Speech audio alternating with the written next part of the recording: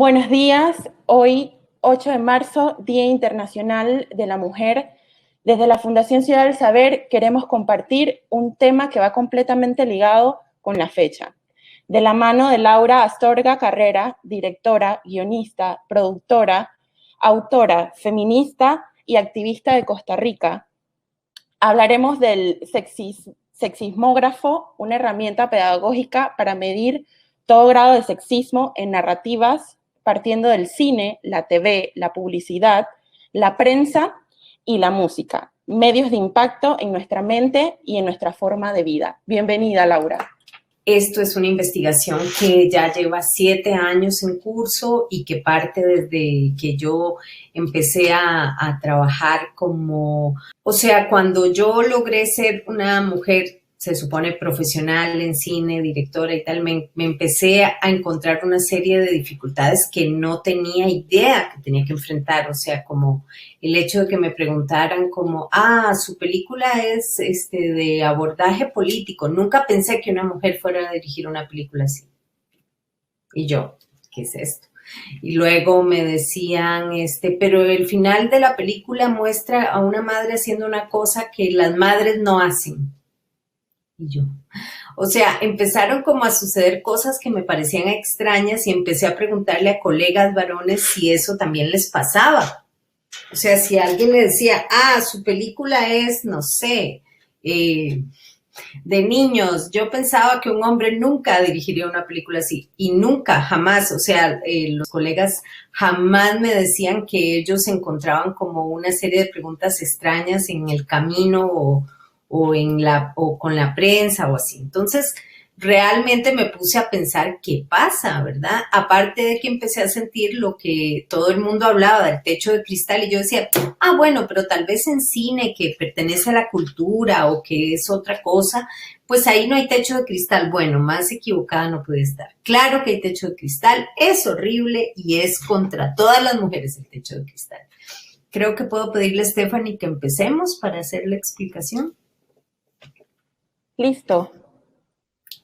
Siguiente, Stephanie, entonces. Bueno, entonces yo empecé a explorar como, bueno, ¿qué voy a hacer con toda esta información? Entender además que esto no es normal, no le pasa a todo el mundo, le pasa en ese momento yo pensaba que era como directoras mujeres, después pensé que era como artistas mujeres y finalmente entendí que era a todas las mujeres, ¿verdad? Entonces, lo que empezó a pasar fue lo siguiente. Hice una investigación que estaba muy basada en la televisión y en los espectáculos de televisión y en las series y en las películas y tal. Y bueno, lo planteé casi todo en el mainstream, ¿verdad? No necesariamente todo, digamos que yo pertenezco más a un mundo de cinearte o un tipo de cine más formal. En cambio, el análisis lo hice mucho más con la televisión y fue muy bueno. Entonces, ¿qué descubrí? Primero era entender, porque todo el mundo me decía, bueno, pero lo tuyo es una guerra entre los sexos, el feminismo es una guerra, y yo, no es así, me parece raro, no es, ¿no? O sea, yo siempre estaba con muchas dudas de todo lo que pasaba porque tuve el privilegio, que eso se puede decir que es un privilegio, de vivir en un contexto bastante, digamos, como de derechos humanos, entonces como que yo misma no tenía esas limitaciones de manera directa, sí las veía en otros, pero yo sentía que yo no las tenía. Entonces me puse a averiguar qué era este experimento que hizo Jim Carrey, que además lo habló con la prensa, que es que él el día 1, como ven en la foto, sale a caminar con su esposa y entonces la gente no ve mucho que él es Jim Carrey, eso no es tan importante, sino que él se da cuenta que lo que pasa es que le chiflan a su esposa y le gritan y el famoso piropo, ¿verdad? Entonces le gritan y no los dejan en paz, o sea, salen a caminar a la playa y es a ella a quien le dicen todas las cosas. Entonces al día siguiente él dice, hagamos una cosa, yo me voy a poner tu vestido de baño y vos ponete otra cosa. Y entonces se puso él el vestido de baño y lo que pasó es que le chiflaron a él, cambió la atención. Entonces él un poco descubrió que el asunto del sexismo o del abordaje impropio del que mal llamado piropo, que al final es una agresión, no es contra las mujeres que son mujeres, sino es contra el más débil del grupo o la persona más débil del grupo. Ellos dos en la segunda foto, el más débil del grupo pasa a ser él. ¿Por qué? Porque él pasa a, visualmente al menos, ser parte de una población que llamamos trans o en tránsito. Entonces él ahí puede ser una persona en tránsito o directamente una mujer trans o directamente una persona no binaria. Y todo eso lo coloca en un lugar de mayor fragilidad. Y eso es lo que lo hace sujeto de agresiones. Entonces se entiende inmediatamente que no es una guerra entre los sexos, sino es una guerra entre la gente más poderosa con gente con más fragilidades. ¿Qué pasa? Que las mujeres nos encontramos casi en el 90% del tiempo en el lugar de la persona o el sujeto con más fragilidades, por muchas razones que vamos a ir abordando después. Entonces esto, digamos, acabó para mí el debate que es una guerra entre los sexos, para nada. O sea, si yo soy una mujer muy privilegiada y tengo una serie de circunstancias de poder, probablemente no me entero de las discriminaciones. Pero si estoy en Latinoamérica, más soy indígena, más tengo una discapacidad, etcétera, se empiezan a cruzar fragilidades, ahí empiezan las opresiones como a taparme, ¿no? Entonces, seguimos, Stephanie, el siguiente. Entonces, así es como nace el sexismógrafo, ¿verdad? Que en principio yo tenía la ilusión de que esto fuera un asunto de 12 test, como lo dice ahí. Entonces, la primera vez que yo hice una charla era como quizás sos sexista, eso era incluso para mí misma y no te das cuenta. Y entonces yo no elaboré, sino como armé un compilado de 12 test para poder señalar el contenido sexista en el cine, en la TV, en la publicidad, en la internet, ¿no? Y esa era mi ilusión, como bueno, aquí lo resolvemos todo. Bueno, sepan que voy por 160 test. Y además descubro que nos sirve mucho, o sea, claro que sirve recopilarlos y entenderlos, pero son totalmente circunstanciales, es decir, pertenecen a una cultura, a un contexto y a un momento histórico, porque además, saldado ese problema, digamos, ese año o ese decenio, ya el siguiente decenio, ese test no tiene validez, pero nacen otros. Entonces, seguimos, Stephanie, para explicarlo. Ajá, dice, sexismógrafo es entre sexismo y sismógrafo, o sea, algo que detecta hasta dónde está el sexismo arraigado, ¿no? El sexismógrafo, entonces, es una herramienta pedagógica que busca medir el grado de sexismo en las narrativas simbólicas, sean digitales o analógicas, el cine, la TV, la prensa, la publicidad, la cultura pop, la música, la literatura y la dramaturgia. Son patrones, test y fórmulas que hacen que identifiquemos fácilmente el sexismo en los contenidos que consumimos y producimos. Sirve para aplicar una crítica género-sensible a las narrativas y eventualmente formular narrativas exentas de este tipo de falencias. En eso consiste el sexismógrafo. Ahora sí, empezamos. Este fue el primero que acuñé, que fue el principio Pitufina. No es el más antiguo, pero es el primero que yo quería poner, porque el principio Pitufina nos atraviesa, y lo voy a decir como más que una corrección, como un aprendizaje que puedan tener tanto las compañeras o sea, Laru y la otra compañera de Stephanie que nos está apoyando hoy, porque ¿qué pasa? Que el principio Pitufina establece, sigamos en el siguiente, Stephanie. Establece esto, establece la posición en la que estamos las mujeres en el mundo un poco. Por ejemplo, el principio Pitufina es, la historia cuenta con un grupo de amigos hombres y solo una mujer, quien es definida por estereotipos. Ellos son variables de la masculinidad, ella es únicamente feminidad. Los hombres son la regla y la mujer la excepción. Es una mujer y es la excepción. La mujer existe en relación con los hombres. Volvamos al anterior, Stephanie, perdona. Ahora, creo que tal vez conocen estas dos, una es una serie y la otra es una saga. Les voy a contar un poquito cómo sucede, pero les voy a contar un poquito cómo vemos también, o sea, cómo nos cala directamente esto del principio Pitufina. ¿Qué pasa? Que Big Bang Theory empieza con un elenco de 4 hombres protagonistas y una chica que es como, ¿verdad? Viene y va. Es protagonista muy poco, pero más secundaria, y es exactamente eso, una pitufina. ¿Qué pasa? Que esto sucede, a diferencia de Doctor House, que es la foto que vemos después, cuando ya las redes sociales están súper cargadas de muchísima gente que opina, que dice lo que quiere ver en la televisión, que critica las cosas, o sea que ya no hay esta cosa de que el público no accede directamente a los autores de televisión. Ellos sí acceden y escriben cosas terribles acerca de que Big Bang Theory es súper sexista.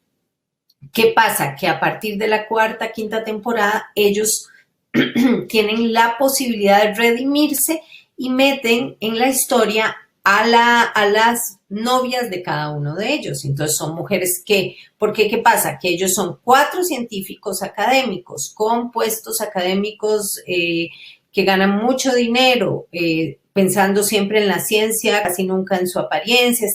En cambio ella es mesera, pobre, actriz, ¿verdad? O sea, toda una cosa súper informal. Entonces están estos nuevos personajes que son académicas. Y es genial, porque entonces ya hay no una pitufina, sino hay variables de las posibilidades de ser mujer. Sigue teniendo un problema, que es que parte de que todas son las novias de ellos. Entonces es una posición donde no es que a la banda de amigos entró una mujer académica, no, es que todos tienen una novia. Entonces eso todavía lo deja más, o sea, siempre estamos en función de los varones, ¿no? En esa historia. Pero lo que tuvo Big Bang Theory de bueno es que a la 4ª temporada se hubiese acabado con todas las críticas que tenía y logró sostenerse precisamente por incorporar científicas y variables de las mujeres en su elenco. Cata Polite es una periodista del New York Times que detecta esto del principio pitufina desde los años 70, lo detectó. ¿Qué pasa en Ocean 11? Ocean 11 tiene una cosa muy diferente. Vean que yo les cuento del principio pitufina y el principio pitufina en Big Bang Theory, digamos, tuvo una equivalencia, o sea, hizo un diálogo. El diálogo tiene que ver con que vamos a meter mujeres, pero bueno, ellos van a seguir siendo los protagonistas, pero van a haber mujeres. Y eso generó más público. En cambio, Ocean 11 fueron una saga, no sé si 4, 5, 3, no 5, más, películas donde son todo el principio pitufina, es decir, 11, 10 hombres y una mujer. Y esa mujer es la novia, la hermana, bueno, todas eran, o sea, siempre Julia Roberts, pero lo que digo es que fue novia de uno, es la hermana del otro, no sé qué. Y ella siempre en su lugar de mujer, estafando desde su lugar de mujer, etc. Todos son estafadores, ¿verdad? ¿Qué pasó? Que entonces Ocean 11 dijeron, no, hagamos, esto es una franquicia, ¿no? Tipo James Bond. Hagamos una cosa que rompa por completo los estándares, seamos súper feministas, seamos, ¿verdad? O sea, se pusieron ese plan, que yo entiendo ese plan de lucha, a veces queremos ese lugar. Sin embargo, no generar el puente de diálogo trae problemas. ¿Qué hicieron? Ocean 8, que es una película donde son 8 estafadoras. Ninguna tiene novio ni le importa. Ahí están todas, digamos, por estafar, por sacar dinero. Entonces está muy bien porque hay una científica, una lesbiana, otra no, otra, de todo, hay de todo. Está perfecto, está perfecto. Pero ¿qué pasa? Que como no vivimos en un mundo igualitario todavía, entonces cuando se hace una película de mujeres, se piensa que es una película de nicho. O sea, una película protagonizada por mujeres es una película solo para mujeres y de hecho se le asocia con el chick flick, que suelen ser películas románticas. Y eso no tiene absolutamente nada que ver con Ocean 8, pero se clasificó así y muy poca gente la vio. Seguimos ahora sí, Stephanie. Entonces, esto es el principio Pitufina en Doctor House. Seguimos, Stephanie, la otra. Esto es el principio Pitufina en Seinfeld. Seguimos. Esto es el principio Pitufina en Ratatouille. Ah, bueno, esta no encontré una buena foto, se ve que la quitaron, no sé, pero podemos seguir a otra, pero este es el efecto, el problema grave, este es el efecto del principio Pitufina en el relato simbólico. Si nosotros no vemos mujeres participando, las mujeres, las niñas empiezan a no ver que ellas puedan participar.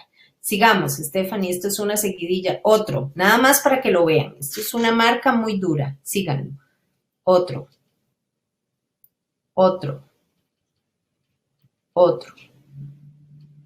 y otro. Lo que quiero decir con esto es que esto no nos sirve para nada, porque este es el reflejo del relato simbólico o de lo que se ve. La gente sigue pensando que la televisión es un entretenimiento, pero como bien lo decía Laru ahora, es algo que cala mucho más que un entretenimiento. O sea, no es solo risas. Esto entra por otro lugar y ahora mismo lo voy a explicar. Sigamos, Steph. Otro. Entonces, ¿cómo podemos pensar que vamos a hacer legislaciones o participación de mujeres si no estamos retratadas en los cuentos que nos contamos de nosotros mismos como humanidad? ¿Cómo? Entonces, no estamos en la política, no estamos, o sea, hay una frase muy dolorosa, pero hay que primero entenderla y ver qué es nuestra realidad y después de entenderla hay que tratar de atacarla, que es una máxima. A más mujeres, menos poder.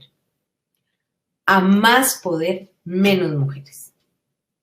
Entonces, hay que lograr que las mujeres, la participación de las mujeres, implique el mismo nivel de poder que el de los hombres. No estamos ahí ni cerca, pero queremos estar ahí. Ok, aquí viene lámpara sexy. Esta es otra clasificación y es una clasificación súper importante porque es una clasificación que lo que dice es que las mujeres, al igual que la de Big Bang Theory, están ahí básicamente para adornar, no están para otra cosa. O sea, su único valor en el elenco, en este caso en cine y televisión, por ejemplo, o también en campañas comerciales, es adornar, es la feminidad, es solo ser algo chispeante, femenino, totalmente estimulante para el varón de la historia, pero nada más. Entonces, lámpara sexy es cuando se puede eliminar al personaje femenino de la historia y se reemplaza por una lámpara sexy. Si la historia aún funciona, es que el personaje no es relevante para el desarrollo de la trama. Bueno, es súper triste. Esto también lo encuentra una mujer que que trabaja en Marvel y en todas estas franquicias de cómics. O sea, la que lo detecta es como esto pasa con un montón de personajes mujeres en historias de superhéroes y empieza a señalarlo y bueno, y de hecho le va un poco mal por señalar eso. Entonces, ¿qué podemos ver? Dos videos respecto a lámpara sexy.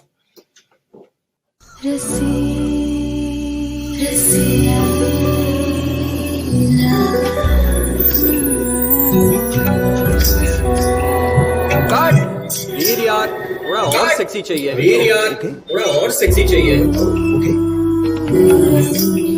This is just odd. This is just You think that's odd?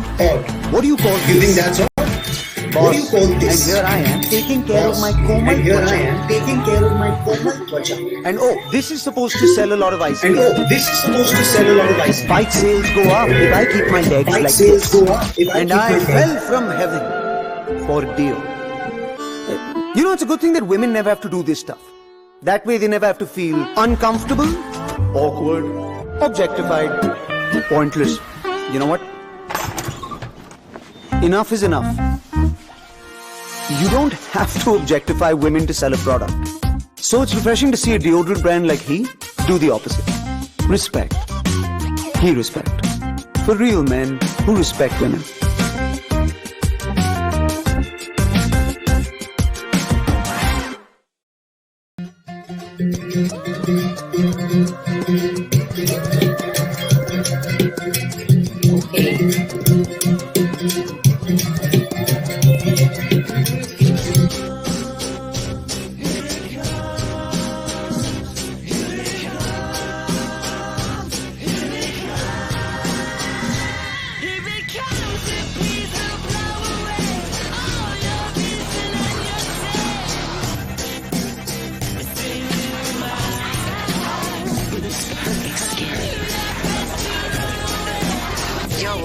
Smaller, lighter, a little tighter, thinner, softer.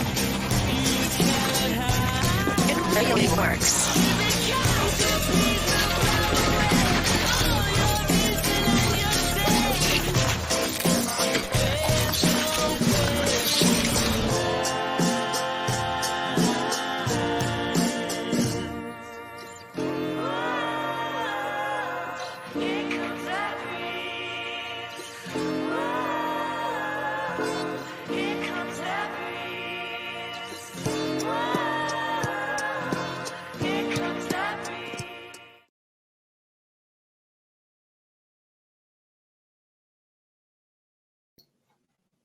Ok, desde que las niñas y los niños, ¿verdad?, están frente a un televisor, reciben esta comunicación.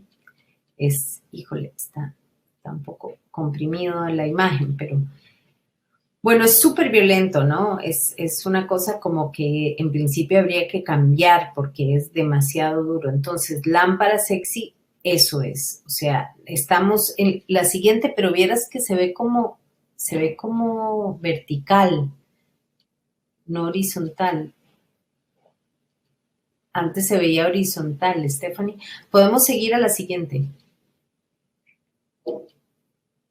La siguiente, esto ya lo vimos.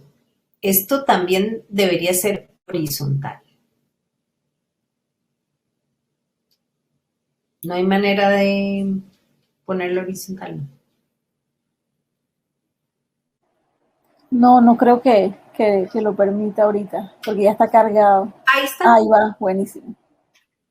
Era como un bug del sistema. Ok, ¿qué pasa? ¿Cómo podemos saber que algo es o no es lámpara sexy? Si podemos invertir el rol, o sea, si ahí podemos colocar a un varón en ese mismo rol, significa que no hay ningún problema y que no es sexista y que no está haciendo lámpara sexy.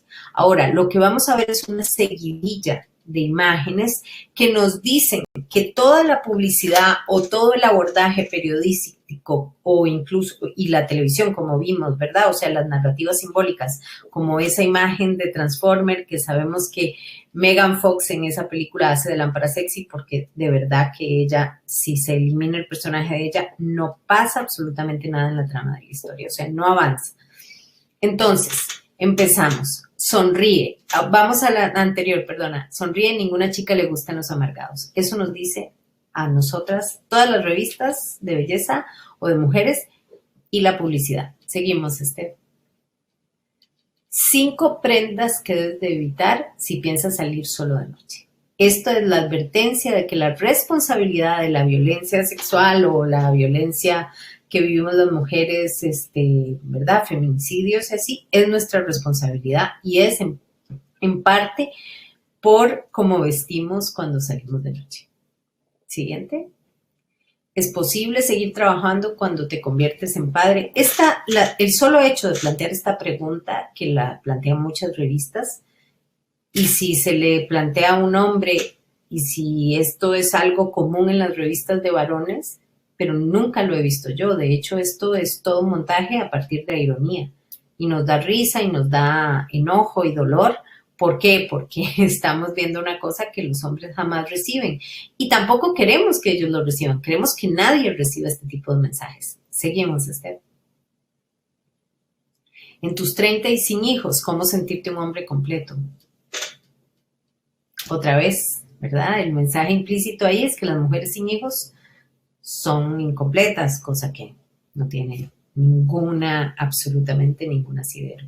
3 consejos para despertar hermoso todas las mañanas. Cuando los hombres reciban este mensaje, bueno, yo sabré que estamos en un mundo igualitario, pero horrible. Tampoco quiero que a los hombres les pase esto. ¿Seguimos, Esther? Hay muchas formas en las que tu esposa se puede involucrar contigo en la crianza de su hijo. Motívala a hacerlo. Este es el mensaje que reciben los hombres en realidad. Que las mujeres que administramos la maternidad y la relación y el vínculo y todo lo que tiene que ver con el hogar por imposición social, vamos a decirles a ellos qué es lo que tienen que intervenir exactamente. Bueno, tremendo. Seguimos. cómo elegir ropa apropiada para la oficina sin ser demasiado atrevido. Esto es lo que nos dicen todo el tiempo, ¿verdad? También a las mujeres, que además todo el acoso sexual que recibimos en espacios laborales también es nuestra responsabilidad por esto. ¿Seguimos? 5 tips para ser el más guapo y opacar a tus amigos en la fiesta. Este mensaje es otro tipo de mensaje, pero que también es muy, muy recurrente en todos los medios, en todas las circunstancias, que es competir con otras mujeres.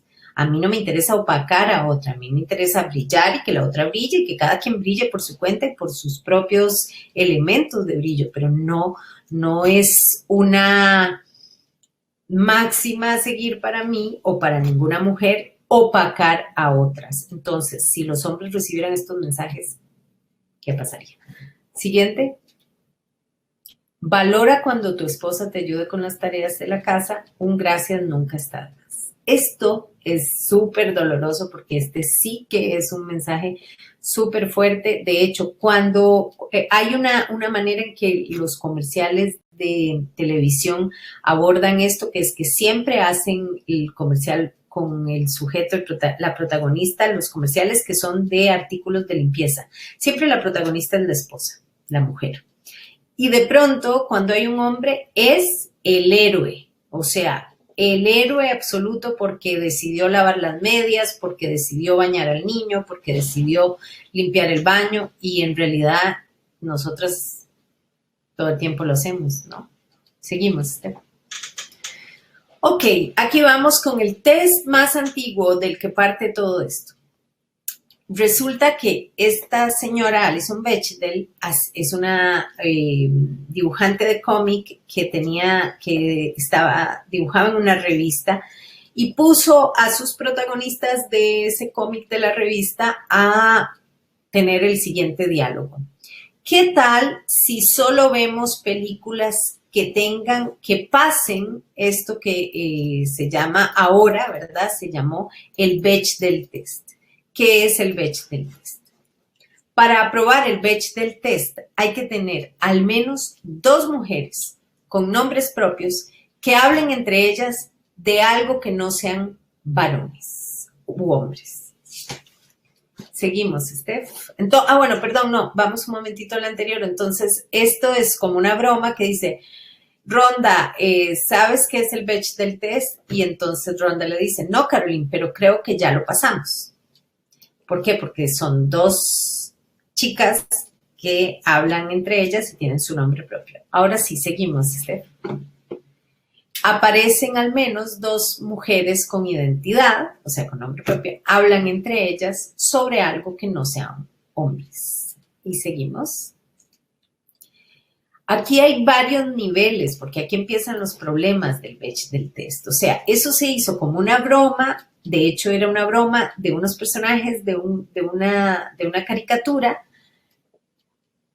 y pasó que se empezó a aplicar al cine y a la televisión, y pasó que fue dolorosísimo descubrir que casi ninguna película pasaba, ahora cada vez más, pero casi ninguna película pasaba este test.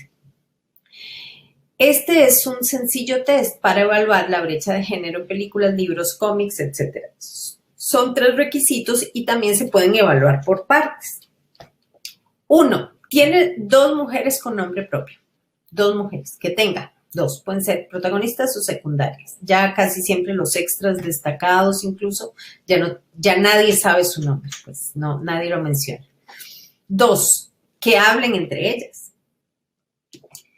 3, sobre algo que no sean hombres. Bueno, ahí estas 2 hablaban de ciencia, ¿no?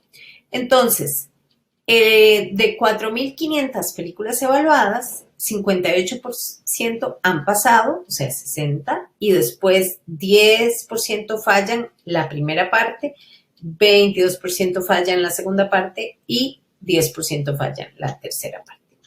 O sea que incluso si lo dividimos, no alcanzamos. Y esto es el presente. Cuando ella, Alison Bechdel, inauguró este test, como en los 80s, que era así como el 90% de las películas, no pasan. Seguimos, Steph. Entonces, ¿qué sigue pasando? O sea, aquí hay una cosa bastante radical que dice, si tu película no pasa que al menos tenga dos personajes femeninos, está horrible la película, es muy mala. Si tu película no pasa que hablan entre ellos, entonces tu película también sigue siendo terrible. Y si tu película no pasa de algo que hablen, pero que no sean hombres, entonces tu película es la peor. Es como muy doloroso porque nunca se alcanza. Seguimos. Ahora veamos algunas cifras, dices. Esto son años aislados, o sea, lamentablemente, digamos, el Bechdel test no está puesto en este momento como un ISO o como un evaluador, digamos, internacional que se pueda usar. Por ejemplo, el gobierno de Suecia lo pidió para el Instituto de Cine, o sea, financia solo proyectos que pasan este test, y para la televisión, no es que solo pasa cosas con este test, pero la televisión y el cine, la distribución de cine está obligada a poner un sello. El sello es la B de Bechdel test, entonces, digamos, si vas al cine, vas a saber si la película que vas a ver pasa los 3 niveles o no. O sea, si no lo pasa, no hay una B, no hay como una estrellita como una B. Si lo pasa, hay una estrellita como una B. Entonces, uno puede decidir, por ejemplo, no consumir cosas que no pasan este test, por ejemplo. Pero eso es Suecia. Lamentablemente, esto no se ha, digamos, esparcido por el resto del mundo. Y lo que les voy a mostrar son como datos aleatorios que alguien decidió hacer, la ONU, una organización, otra. Entonces, por ejemplo, aquí estamos, la anterior. Más de 4,000 películas se vieron con el Bechdel test y entonces dice, estas pasaron los 3, ¿verdad? 55. Ven, estos ya arrojan cifras, la anterior arrojaba cifras de 58. Esto, que es previo, arroja todavía 55, o sea, no sumó las películas que sumó la otra. Y la posición, vean el ratio, eso es muy interesante, el ratio es, cuando hay una mujer, hay 2 hombres y medio. Esa es la situación, digamos, pitufina que vemos. Donde hay una mujer, hay 2 hombres y medio, así es la variable. Cuando en realidad, como población humana o como reflejo de lo que deberíamos contar entre nosotros, somos el 51% de la población del planeta, las mujeres. Entonces, bueno, vean, también es divertido. Mujeres que hablan, ¿verdad? Es 1 de 3 que hablan. O sea, que las mujeres no hablamos en las películas. Pero que estamos enseñando las terceras también somos 1 de 3. O sea, es una cosa súper triste. Es poco, pero además lo que hacemos es como entre hablar. Estamos enseñando la ropa mientras hablamos, ropa interior. Cosa que también se puede justificar, pero uno no debería tener que hacer esta relación porque lo que habla debería ser la mitad y de verdad lo que se habla en ropa interior puede ser 1 a 3. Seguimos ahora sí. Mockumentary test. Entonces aquí empiezan a ver como este es otro test y otra medición y empiezan a ver cosas interesantes que decimos, bueno, vamos a solucionar esto. Todavía no. Mockumentary Test es una saga que se llama The Pacific Rim y, por ejemplo, ella es la heroína de la saga. Y ella no está en función de un señor, no es pitufina, todas esas cosas no le pasan. Pero, ¿cuál es el problema que tiene Mockumentary? Les voy a leer lo que dice. Mockumentary, la historia debe tener al menos un personaje femenino, ese es el test, el cual tiene su propio arco narrativo y él mismo no da el contrapunto a la historia de un hombre en la trama. O sea, tiene su propia trama, ¿no? O sea, es una historia suya. ¿Cuál es el problema de Mockumentary? Que la presenta, digamos, el Mockumentary a veces no pasa en cruce con el Bechdel test. Porque Bechdel test ninguna es heroína, no es una condición. En Mockumentary sí, ella es la heroína, pero no habla con ninguna otra mujer. Incluso las salva, pero no les habla, no se hablan entre ellas. Entonces suceden 2 cosas. Primero, las mujeres no interactúan. Y segundo, es excepcional. O sea, el mensaje que les llega a las niñas es que además les puede llegar, pero el problema es que cuando solo llega solo tienen. O sea, les puede llegar un mensaje así, pero les puede llegar otro mensaje, no sé, tipo Wonder Woman o el otro. El problema es que sucede que las niñas entienden que ser heroína es algo súper excepcional. No pasa a menudo y no hay otras mujeres excepcionales en la historia. No hay como un grupo de superamigos, ¿me entienden? Los superamigos son en su mayoría varones. En cambio, no es como el grupo de superamigas o las chicas superpoderosas, que es un buen ejemplo de niñas siendo heroínas. Entonces, el Mako-Mori test muchas veces no se cruza con el Bechdel test, sino que lo que hace es como sí, exaltar el lugar de las mujeres, pero lo aísla de otras mujeres y eso termina siendo perjudicial. O sea, no sé si perjudicial o no, pero son como avances que siempre le faltan tuercas y tal, y lo que tenemos que seguir haciendo es seguir produciendo contenidos que tengan cada vez mejor no mejor mensaje, pero que sean más igualitarios con respecto a lo que vivimos en el planeta, que seguimos siendo el 51%. Seguimos, Steph. El efecto Penélope, María Antonia García, Cabeza Moderna, Corazón Patriarcal. Este es el efecto y esta es la razón por la que o sea, lo que nosotras vivimos con respecto al cine, la televisión, la publicidad, la prensa, los comerciales, todo esto, la música, no es solamente entretenimiento del cual cortamos y seguimos nuestra vida habitual. No, al contrario. Les voy a explicar cómo funciona. Resulta que nosotros tenemos el mundo racional, ¿verdad? Del razonamiento, que es nuestra cabeza elaborando una serie de prácticas, elaborando una serie de leyes, y eso funciona de lunes a viernes de 9 a 5. De lunes a viernes de 9 a 5 nosotros tenemos la política, las leyes y la academia creando para que el mundo sea más igualitario y mejor. Y no hay ningún problema y por eso hay esta cosa tremenda de que las leyes son de avanzada, pero las prácticas no, y uno dice, pero ¿qué pasa? Pero ya la ley está, pero ¿por qué no se usa? Pero, ¿verdad? Ok, ¿qué pasa? Esto sucede, acuérdense, las leyes, la política y la academia, trabajando a full 8 horas para que el mundo sea mejor. Todo muy bien. A las 7 de la noche, cuando vamos a cenar, cortamos con todo esto que hace el mundo racional y mientras cenamos vemos La Rosa de Guadalupe, Betty la Fea, Big Bang Theory, lo que quieran, Breaking Bad, lo que quieran. Lo que pasa es que vemos el mundo emocional y además lo vemos como entretenimiento y ahí sí que no hay esta cosa racional que nos dice, no, voy a hacer esto de esta manera. Todo este análisis que hacemos de 9 a 5. No, a las 7 de la noche cerramos el análisis y abrimos el corazón y lo que entre ahí no se va. Y eso es el efecto Penélope. ¿Qué hace Penélope para no tener que casarse con alguien que no sea su Ulises, con el otro señor? Que todo el día Penélope teje la cobija y dice, no, estoy tejiendo esta cobija. Cuando termine, busco otro marido y en la noche la desteje. Al día siguiente amanece y está otra vez, ups, está destejida la cobija, voy a volverla a tejer. Y en la noche la desteje. El efecto Penélope se llama así porque en el día de 9 a 5 tejemos nuestra manera de convivencia, cómo queremos que sea de manera racional y de manera emocional a las 7 de la noche destejemos todo eso.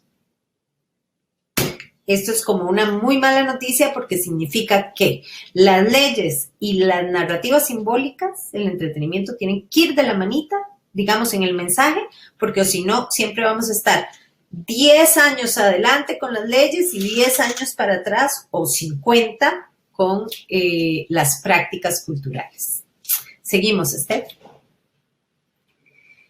Male gaze. Aquí empiezan las cosas que son más divertidas. El male gaze es una cosa que descubre una teórica inglesa llamada Laura Mulvey, y Laura dice, las mujeres en el male gaze, o sea, es la mirada de los hombres a las mujeres, y las mujeres son colocadas como posesión, trofeo, la cámara se ralentiza cuando está sobre su cuerpo, ellas son personajes pasivos y sin fortalezas o sexualmente activos. Las mujeres de la película están para complacer al personaje masculino.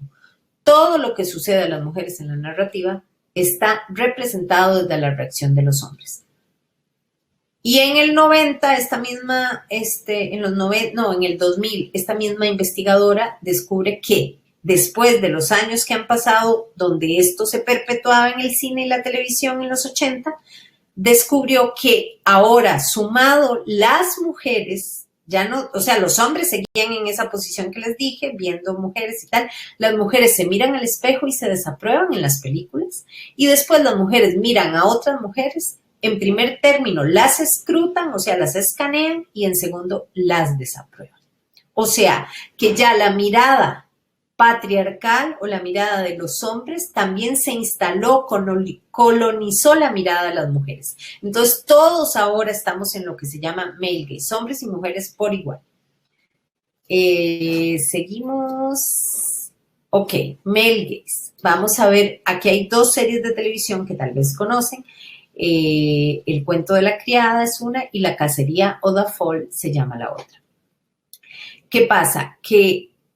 No, este es el female gaze, perdón. El male gaze es, bueno, ya vamos a ver un poquito del male gaze. Pero entonces, el female gaze es otra cosa. Cuando yo empecé a investigar qué era el female gaze, empecé a buscar y entonces lo que me salía era ¿no tenés una anterior que tiene las fotos de Mrs. Smith, de la familia Smith? Ajá, ahí está. Ok. Entonces, esto sigue siendo del male gaze y Laura Mulvey. Vamos a ver cómo funciona el male gaze. Ok, para que vean cómo es idéntico para hombres y mujeres. El male gaze asume que, digamos, Tomb Raider e Indiana Jones son el mismo tipo de personaje.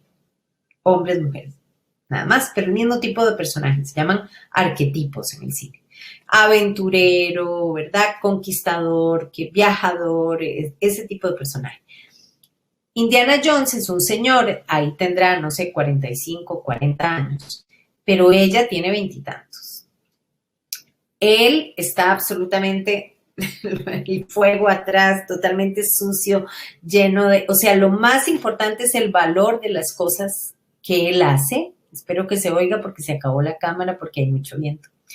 Lo que es importante es el valor de las cosas que hace, pero en Tomb Raider es importante que ella es sexy, no tanto lo que hace. O sea, no destaca ni el ambiente ni lo agresivo, sino las curvas de su cuerpo. Y luego él está totalmente, digamos, protegido, tiene un látigo, no sé qué. Ella lo que tiene de protección es como un arma en una mano y el resto está, digamos, como brazos pelados, piernas peladas, que eso ya veremos cómo los otros hombres que hacen ese tipo de trabajo no lo tienen. Bueno, entonces eso es la mirada male gaze frente a los dos tipos de personaje. Luego vemos el mismo tipo de personaje en Electra y en Machete. Pero vean que Machete está directamente cubierto de machetes, absolutamente protegido por el metal. Electra, en cambio, enseña casi todo el cuerpo. Y también tenemos un tema de que ella es guapísima y él es horrible, y un poco igual que Indiana Jones, que se ve horrible. Y en realidad la belleza en ellas es parte del valor de estar ahí. O sea, ellas no podrían estar ahí si fueran unas mujeres el equivalente en rasgos físicos al señor de Machete o al de Indiana Jones. Luego vemos el tema de la pertenencia. Todo esto es male gaze, ¿verdad? Y el tema de la pertenencia. Entonces, aquí de pronto decimos, bueno, pero Los Ángeles de Charlie son 3 mujeres empoderadas. Pues no, porque son de Charlie, le pertenecen a Charlie, hacen lo que Charlie quiere y, de hecho, su nombre obedece a que son de Charlie. O sea, ellas no son ángeles, punto. Son ángeles de Charlie. Entonces, después tenemos a las señoras, los dos son, pues, asesinos y tal, pero ella se llama como él. O sea, le pertenece a él. Entonces, esta es la mirada masculina sobre este tipo de entretenimiento, ¿no? Entonces, ¿qué pasa, digamos, cuando vieron el comercial donde las niñas ven, ¿verdad? Muchísimas. Cuando una niña recibe toda esta información, ella entiende que ella, primero, no puede ser aventurera y no puede ser salvaje y no puede ser jefa de la mafia ni nada de eso, bueno, mejor, pero tampoco puede ser otras jefaturas, ¿verdad? Y no solo no puede serlo, sino que además le debe pertenecer a alguien y además no puede serlo si no es súper guapa. No tiene que ver con que sea súper fuerte, súper ágil, súper buena en artes marciales. No. Tiene que ser súper guapa. En cambio, ellos no solo son los dueños, sino que además pueden ser o guapos o no, pero lo más importante es que son fuertes, salvajes, aventureros. Seguimos Entonces ya entramos al female gaze, que entonces cuando yo empecé a investigar, sucedió que encontré que era un asunto opuesto, la objetización del cuerpo de los varones. Y yo decía, ¿en dónde? ¿Dónde están esas películas, esos afiches, esos comerciales donde los varones salen como la ironía que hizo el del comercial que vimos del señor de India, que dice, respect her, ¿no? O sea, respétenlas. ¿Por qué? Porque él se pone, esos serían los comerciales que corresponden a la explotación del cuerpo de las mujeres. Y él ahí lo hace en ironía porque esos comerciales no existen.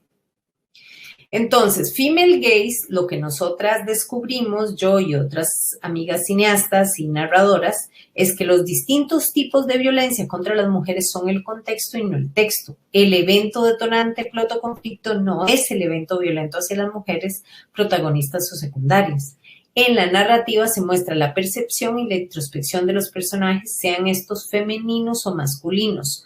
Y los personajes de la historia notan y señalan las relaciones de poder desde ellas, hacia ellas y en el entorno que las rodea. Esto de las relaciones de poder es fundamental porque es esta cosa de que como las mujeres tenemos la carga de los cuidados, entonces, ¿quién nos cuida a los niños? ¿Quién limpia la casa? ¿Quién sirve la mesa? ¿Cómo está puesto toda la cena, etcétera? En las películas, las mujeres señalamos quién va a lavar los platos después, cómo los va a lavar. Todo eso está narrado en las narrativas de mujeres porque sabemos que es una carga. No hacemos corte a oficina. ¿Quién lavó los platos de la cena? O sea, nos planteamos esas preguntas. En las películas con male gaze, con mirada masculina, en general, esos temas no se plantean porque alguien lo hará. La criada, la esposa, la mamá, la hermana. Seguimos, por favor. Ok, el female gaze que les iba a decir de esas otras dos series es muy interesante porque de la anterior, perdón, Steph, aquí tenemos dos miradas. Por ejemplo, las dos series son en clave female gaze. ¿Por qué? Porque, por ejemplo, en el cuento de la criada, en general, muchas narrativas a todo esto, female gaze o male gaze no tiene nada que ver con el sexo biológico de la gente, ¿verdad? O sea, como dijimos, descubrimos que el male gaze, que la mirada masculina está instalada en los cerebros de las mujeres por todo lo que hemos consumido. Entonces, colocarse en el female gaze es un acto de empatía, no es una cosa biológica. Entonces, por ejemplo, en el cuento de la criada, sí es una autora mujer, pero en The Fall es un autor varón y ambos están en female gaze, en clave female gaze. Por ejemplo, en el cuento de la criada, esta es una mujer que es violada todas las noches a las 7 de la noche como parte del ritual de este gobierno que domina en la historia, que a las mujeres que son fértiles sirven para un patrón y ese patrón todas las noches tiene sexo, pero no es un sexo voluntario de ellas, sino es una violación para que queden embarazadas porque tienen otra esposa. Bueno, sucede todas las noches y ese no es el conflicto. El conflicto del personaje es buscar a su hija porque la separaron de su hija para hacer este servicio de esclavitud sexual, entre comillas, y de parto, o sea, de parirle hijos a un señor. Y ella en realidad lo que quiere es buscar a su hija. Entonces su conflicto es la búsqueda de su hija, no que todas las noches se le violente sexualmente. Por ejemplo, en The Fall es un personaje que es Jamie Dornan, que es además el mismo de 50 Sombras de Grey, que en 50 sombras de Grey, por ejemplo, es la romantización de todas las violencias, y aquí no, aquí está visto como un asesino, pero lo que es muy interesante es que ella es una policía que rápidamente están los asesinatos así planteados, sueltos, y ella rápidamente dice, esto es un femicida y es el mismo. Y los policías no, porque son casos aislados, y ella, no, esto es un tipo de comportamiento que es el mismo y son feminicidios. Entonces, ese tipo de narrativas son las que nos hacen ver que algo está en clave female gaze. Ahora sí seguimos, Esther. Esto es muy interesante porque estas son dos maneras de ver a las amazonas. Las amazonas son estos personajes de donde proviene Wonder Woman, ¿verdad? Esta superheroína, son su familia, su país de origen, lo que sea. Entonces, ¿qué pasa? Que resulta que la gente especialista en artes bélicas, que no tienen que ver con disparos, porque ellas no trabajan con armas de fuego, pues sabe esto que yo sé también, que aprendí, que el lugar más efectivo para matar al oponente es los intestinos, porque una herida en los intestinos hace que los intestinos en general tienen materia fecal, y entonces una herida ahí hace que el resto del cuerpo se infeccione en 15 minutos y se muere la persona de una peritonitis, o sea, de cosas, digamos, asociadas a esa infección. Entonces son 15 minutos y ya está eliminado.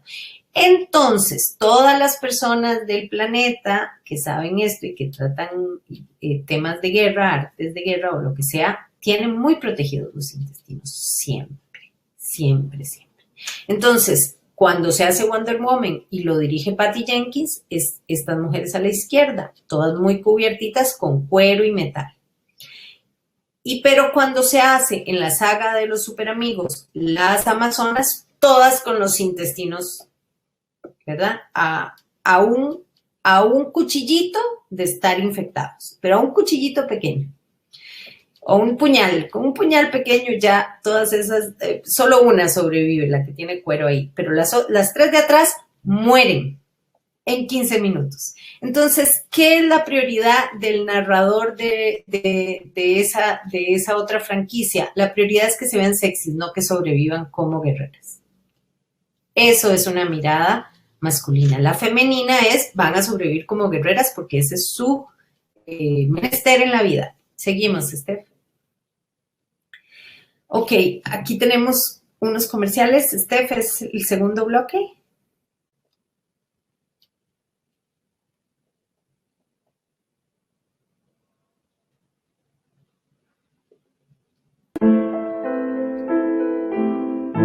All around me are familiar faces, worn out places, worn out faces, bright and early for their daily races, going nowhere, and their tears are filling up their glasses, no expression, no expression. Mad world, mad world.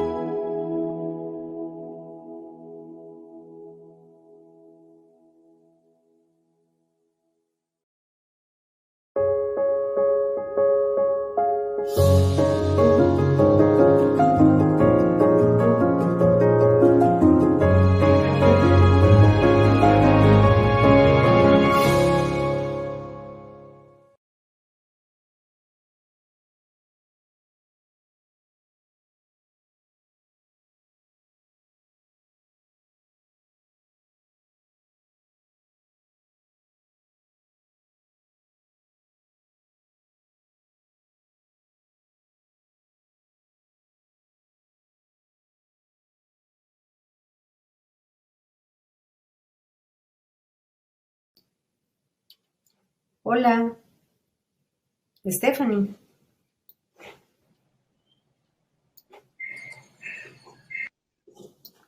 Hola. Sí, un segundo, ya está por reproducirse. Lota. Lota.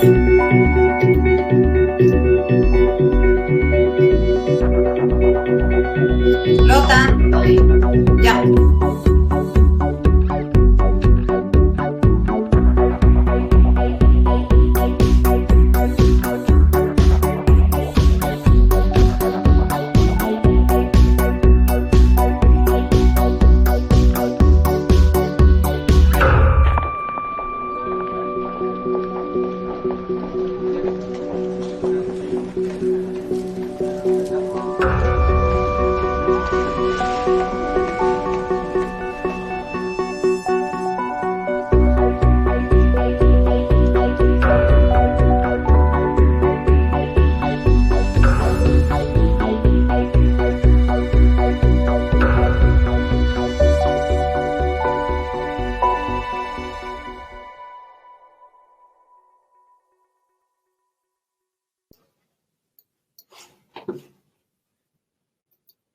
Ya, seguimos entonces. Ok, bueno, ahí vimos pues dos fenómenos que son bastante importantes con respecto al male gaze y al female gaze, que son el doble estándar para hombres y mujeres, cómo se juzga a las mujeres y cómo se juzga a los hombres de manera muy distinta, y el techo de cristal, que me imagino que las empresarias en general están acostumbradas a oír ese término, aunque no necesariamente lo vivan todas, pero sí conocen el término. Ok, vamos a ir avanzando con otro de los test, que es mujer en el refrigerador. Creo que lo tienes ahí, Esther. Ajá. ¿Qué es mujer en el refrigerador? Esto es un clásico. Yo me devoré todas las series de televisión policiales y esto es un clásico. Cuando en la narrativa hay mujeres torturadas, asesinadas o descuartizadas solo para mostrar a un hombre que lo contempla, sufre y toma decisiones heroicas al respecto. A ellas las matan, sin embargo, ellos son los protagonistas del sufrimiento. Anti-freeze es un término usado cuando alguna de las narrativas está exenta de este recurso. Entonces, esto se inauguró con, bueno, lo descubre, ¿verdad?, el fenómeno Gail Simone, y se inaugura con Linterna Verde. Linterna Verde es del que nos acordemos, el primero en la historia que se encuentra a la chica en el refrigerador, descuartizada, y de ahí en adelante se vuelve un héroe. Entonces, otro fenómeno. Seguimos porque tenemos el tiempo contadito, un poquito más. Ok, esto quiero que lo vean con respecto a esa posición visual que tenemos las mujeres en las historias. Vamos, es un video. Ya estamos cerrando. Quiero que vean este video. Es un video de 3 minutos y algo, pero es importante para que vean cómo, en qué momento es que cambiamos la percepción y normalizamos la violencia gráfica que existe hacia las mujeres y nos parece súper normal, pero hay un momento de la infancia en que eso no nos parecía normal. Ella es una investigadora, Yolanda. Investigadora, artista visual, especialista en marketing, que descubre esto. A ver, cuéntanos qué ves en esta imagen. Parece que está asustada. Como... Parece que está asustada. si fuera pobre. Como... que necesita un botiquín para curarse. O a lo mejor está emborrachada. Y parece que tiene una enfermedad, porque el brazo lo tiene aquí y aquí está el hombro. ¿Y cómo crees que se siente? Pues se siente sola. Con miedo. Sí. Y con hambre. Le preguntaría a mi madre que cómo podríamos ayudar a que estuviera unos días en Alojo para no estar en la calle. Ahí están tirando una chica a la basura y la señora se está riendo, no sé por qué. O le estaban ayudando o que estaban abusando de ella. ¿Qué hacéis? Que a mí no me gusta estar en la basura. Tiraros vosotros si queréis. Hay una chica cagando. ¿No es un señor? Es una señora porque lleva tacones. A lo mejor se ha peleado con alguien y ahora se siente culpable. Se ha ido al baño para que se vaya el estrés. Pues ahí parecen como héroes que estarán estudiando para ir a una universidad. En realidad espías o del FBI felices. Yo quiero ir a la Universidad de Mallorca.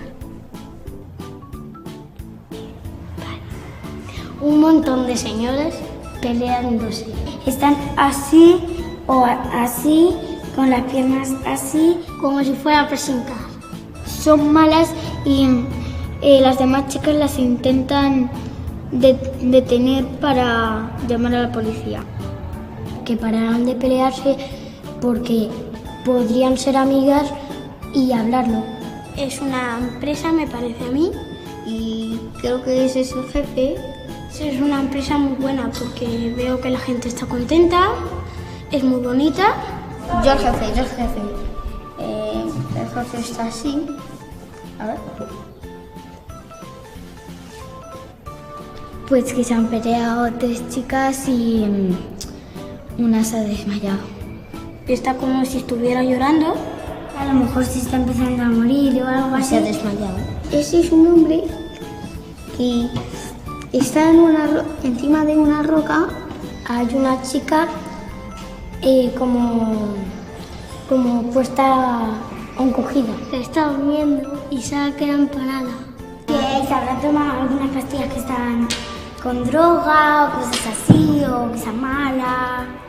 Parece un superhéroe. Parece como un superhéroe que está pensando en una cosa que estaba cambiándose y entonces estaba fregado el suelo. No habían puesto el cartel y se resbaló. A mí no me gustaría ser esa chica. 2 chicas muertas en la carretera porque le ha atropellado una furgoneta o algo. Si yo estuviera en esa situación que pasaría por el lado, la ayudaría a llevarlo a un médico. Está así, con los ojos cerrados como si se hubiera muerto o desmayado. Y podría estar pasando hambre y se podría morir. Que se anime y que no esté triste.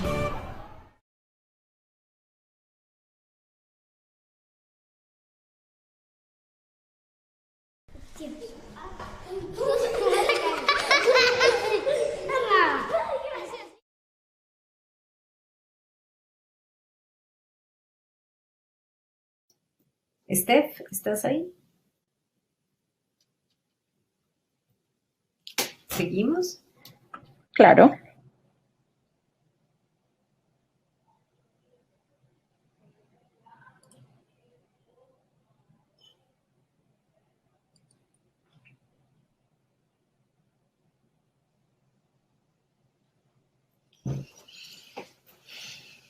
Estamos solo esperando la imagen. Pero bueno, esto es en parte Mujer en el Refrigerador. Vieron que la mayoría de las mujeres, y esto es algo súper habitual en el mundo de la moda, estaban en posición de haber sido agredidas de alguna manera, victimizadas o lo que sea. Y para los niños, ya los niños y las niñas reaccionan, por suerte, como que eso está mal, y para nosotros está súper normalizado, ¿verdad? O sea, las revistas de moda tienen por lo menos un 50%, si no más, de fotografías de ese tipo.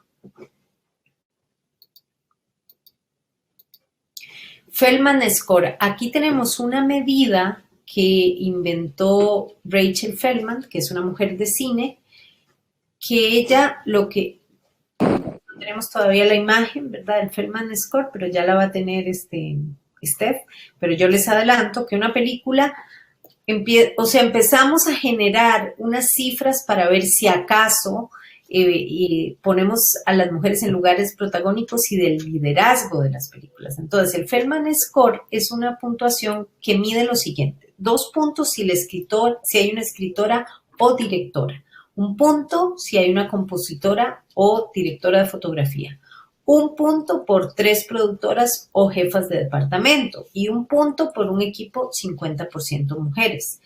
2 puntos si hay una protagonista femenina que determina los resultados de la historia.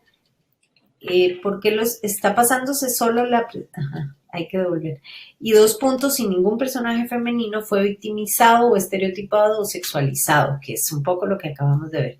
1 punto si una escena de sexo muestra juegos previos antes de la consumación o si los personajes femeninos inician o intercambian acercamientos sexuales. ¿Qué pasa? Que después investigamos un poco cuáles películas pasan esto en Hollywood y digamos durante 5 años solo estas 3. Entonces, es muy duro porque ninguna película, ¿por qué? Porque además te pueden decir, no, pero yo veo que en un rodaje o las protagonistas sí hay 50%, y eso te lo puedo creer, pero van a tener mandos medios o mandos bajos, o sea, no es un 50% de liderazgo, sino son un 50% de ser extras o subalternas. Entonces, realmente el Feldman Score es una medición muy dura, pero que nos hace muchísima falta poder cumplir. Seguimos. Tenemos 2 conceptos, género sensible y género invisible. Ya esto es un poco para cerrar. Nos quedan 5 minutitos y después podemos pasar a algunas preguntas. Género sensible es un concepto transversal que reconoce realidades, necesidades e intereses que mujeres y hombres tienen en la sociedad. Y género invisible es no tener conciencia de las desigualdades y sus consecuencias. Seguimos, compañera.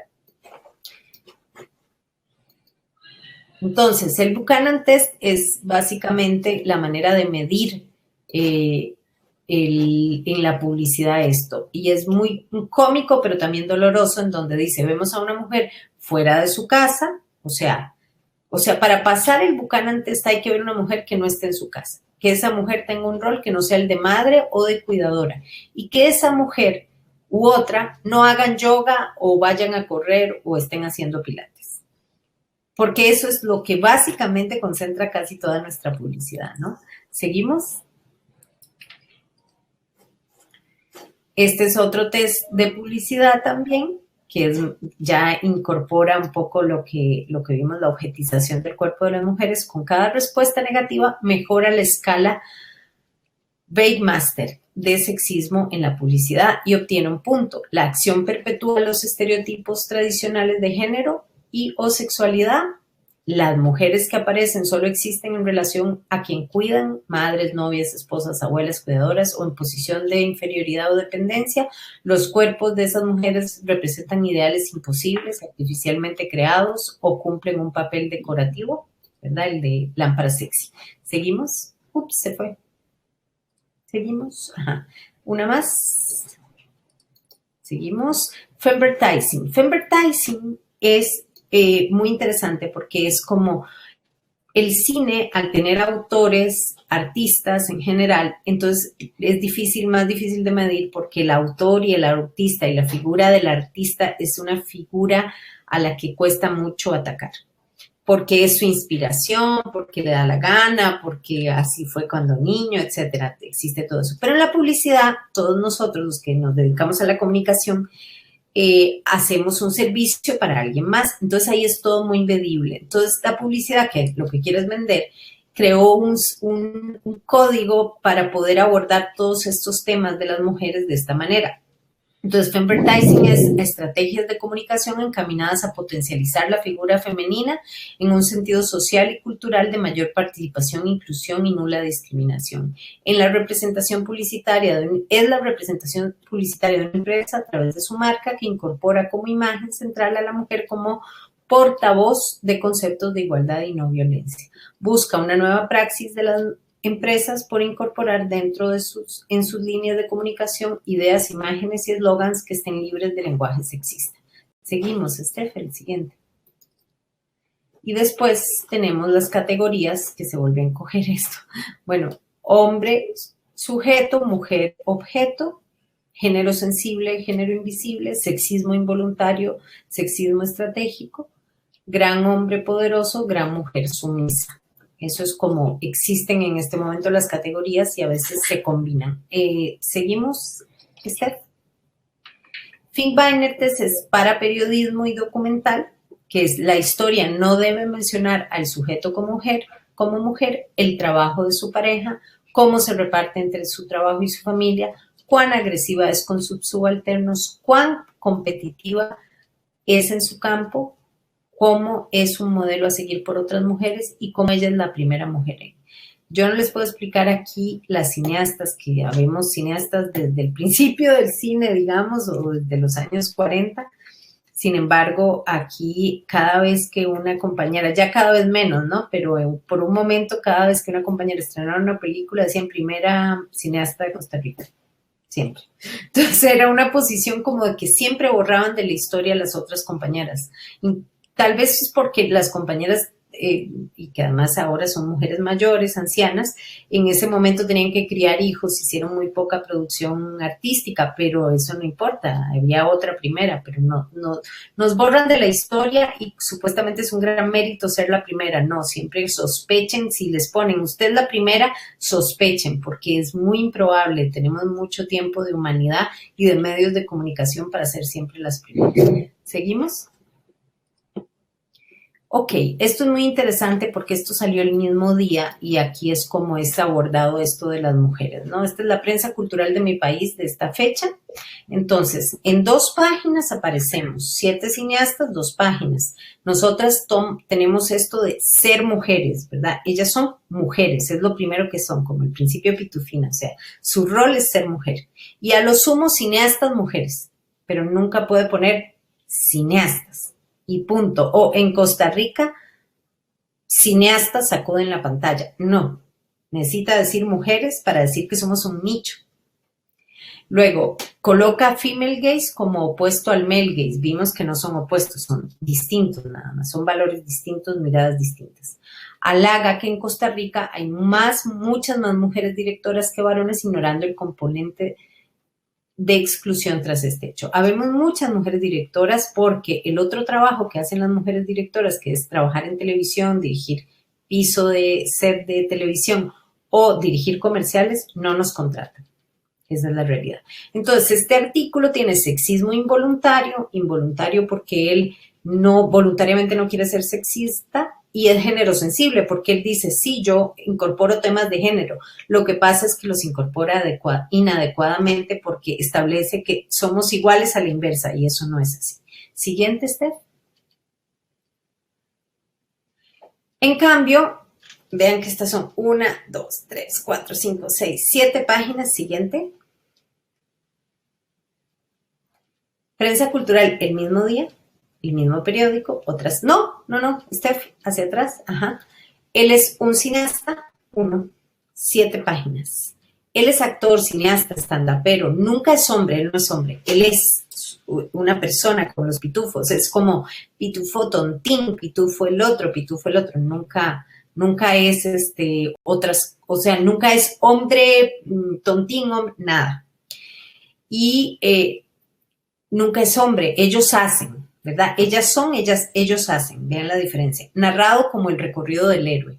Sexismo involuntario y género invisible. Aquí la periodista que hizo esto, no hay nada de género que a ella le interese abordar y es involuntario, yo no creo que ella lo hubiera hecho voluntariamente. Es ser sexista, ¿no? El sexismo estratégico es más como cuando te tratan de vender en un comercial 1 kilo de carne y ponen las nalgas de una mujer como anuncio, ¿no? Sigamos. Ok, esto es lo que es el sexismógrafo, es un poco un resumen, o sea, es casi una ciencia exacta, pero lo que digo es que todo lo que nosotros instalemos en la cultura puede estar entre 1 mes y 6 meses instalado.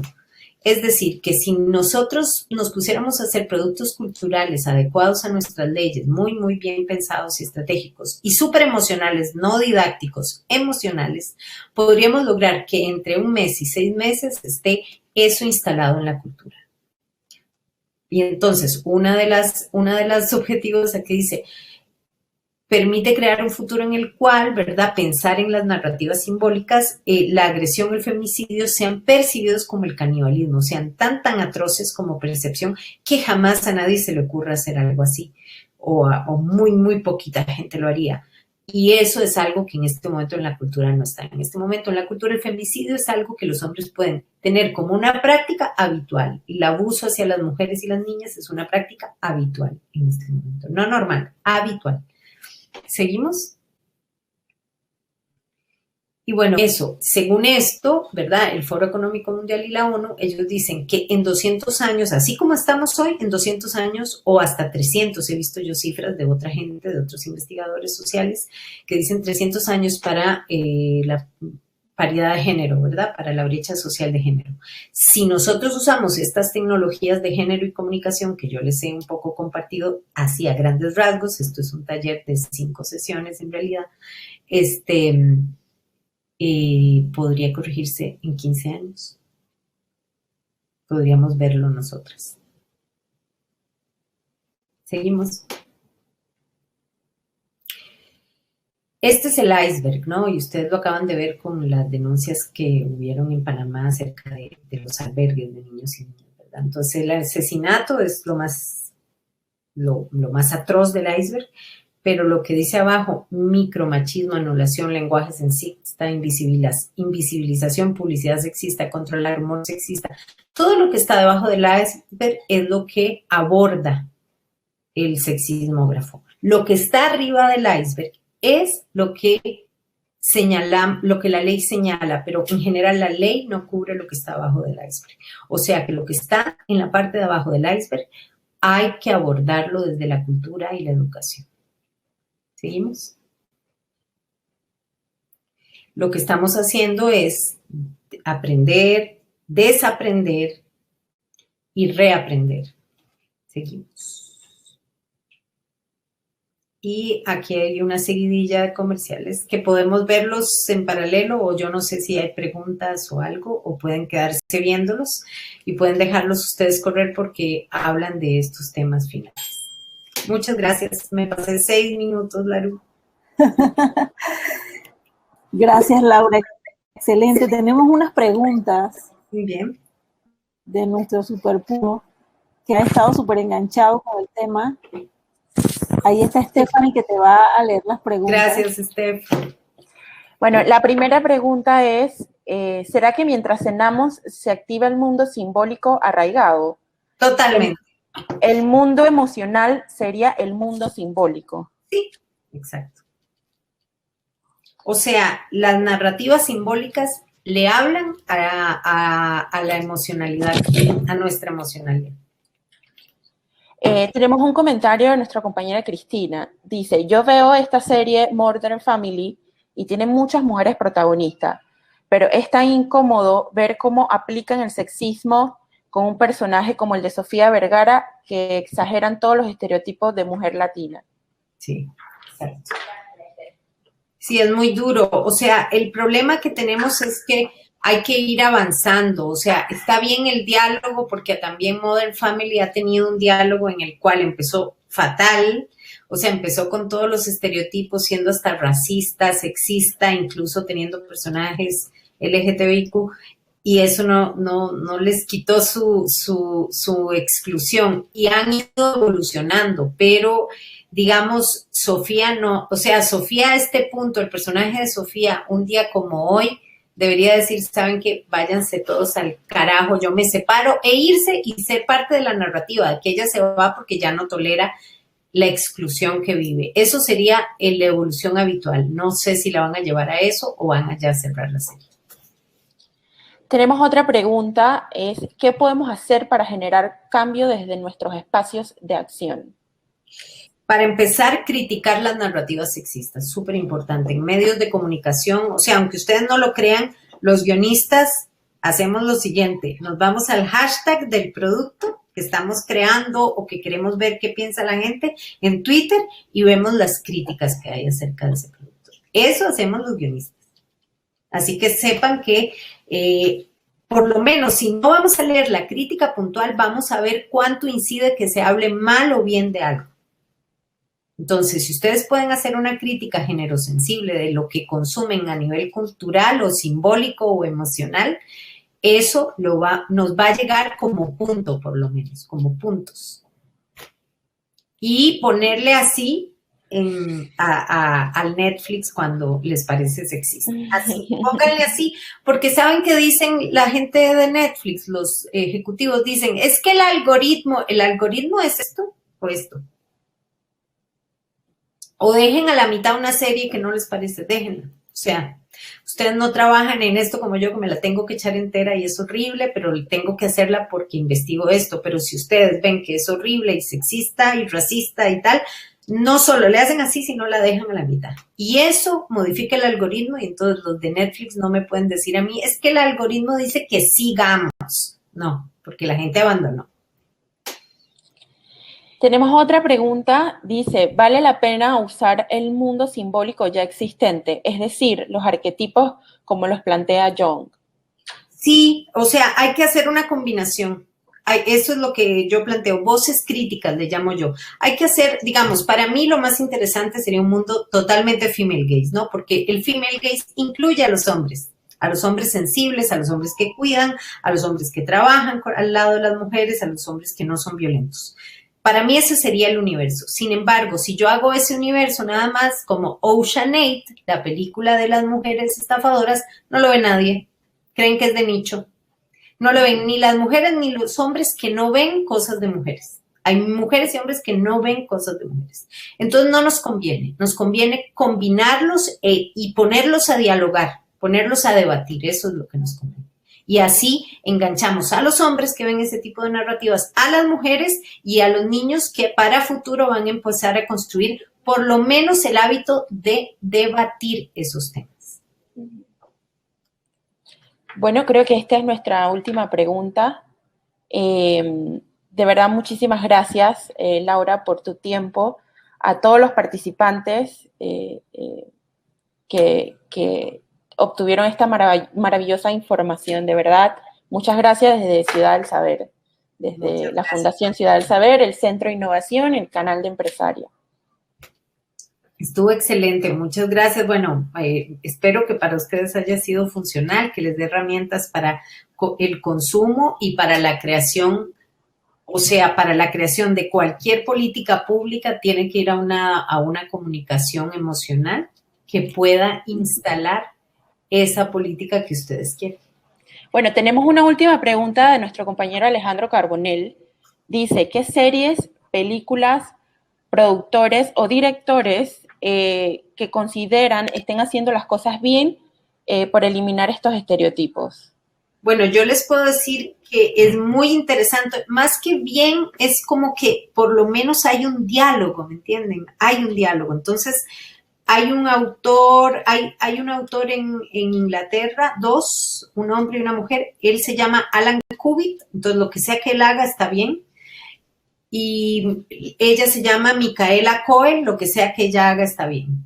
Ella es actriz showrunner, o sea que lleva adelante la serie y es actriz de la serie, y él es solamente showrunner.